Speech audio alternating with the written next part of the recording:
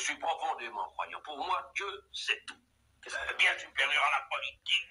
Tout ça, c'est des moments d'existence humaine. La politique, notre vie sur la terre. Pour moi, ce qui compte, c'est cette grande transfiguration de la grâce. Et quelle était l'avant-guerre de Léon Degrelle, dure et pure? Eh bien, voilà. Je vais vous dire parce que vous verrez comment je suis passé à la politique. Parce que je n'avais pas pensé du tout à cela. Je voulais être un apôtre.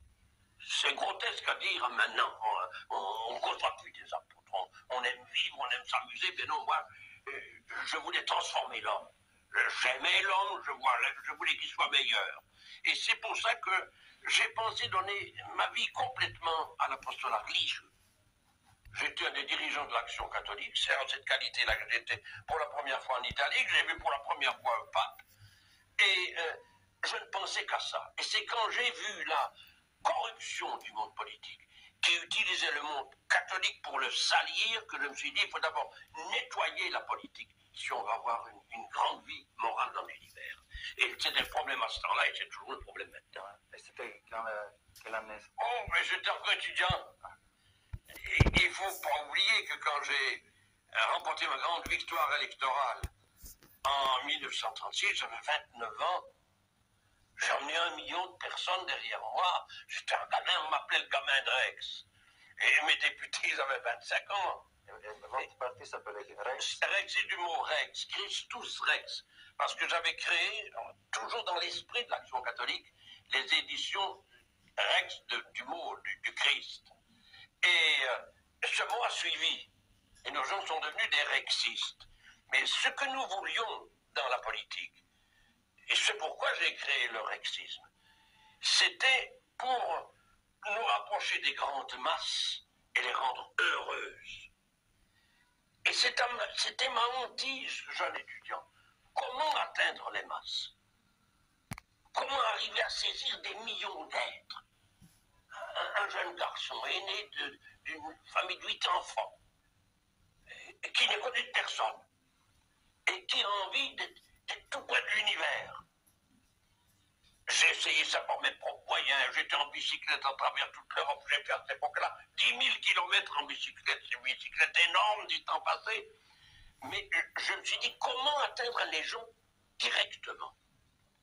Et au fond, il n'y avait qu'un endroit où on atteignait les gens directement. C'était dans les maisons du peuple. Les maisons du peuple socialistes ou communistes. Eux avaient encore le contact avec les peuples. Le monde bourgeois vivait séparé du peuple. Il ne savait pas ce que c'était. Le monde chrétien ne savait pas ce qu'était ce pays, ce monde immense des gens qui sont aussi les fils de Dieu qu'eux, bourgeois. Eh bien, j'allais pour l'Action catholique donner des conférences, c'était le pharmacien, c'était le notaire, c'était l'avocat, c'était un juge. Mais la masse ouvrière, elle n'était pas là, elle n'était que dans le peuple. Et à cette époque-là, le peuple était bien plus sensible à la vie politique que maintenant. Il n'y avait rien d'autre. Il n'y avait pas de radio, il n'y avait pas de télévision. La politique, c'était une animation et un spectacle. Comment ils vont maintenant à un concert de rock?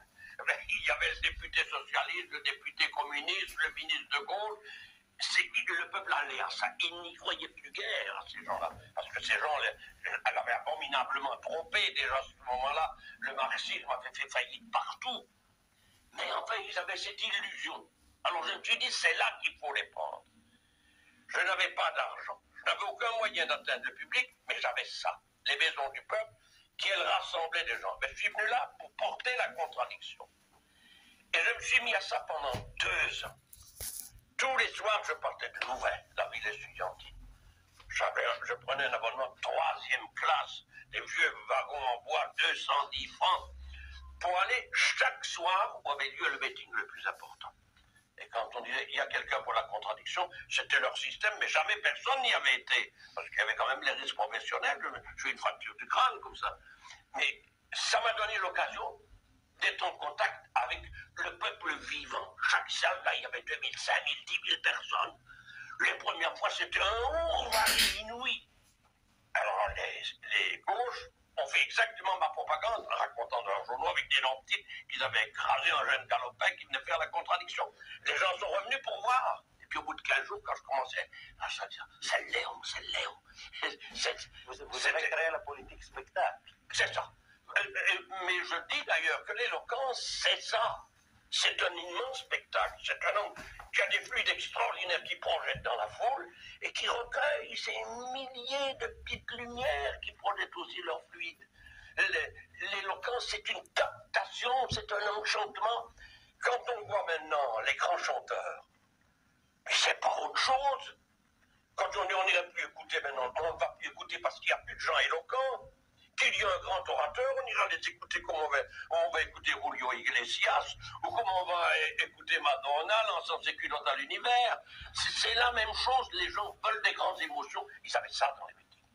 Et en 2 ans de meetings, comme ça dans les grandes assemblées socialistes et communistes, mais j'ai ramassé la moitié de la masse ouvrière.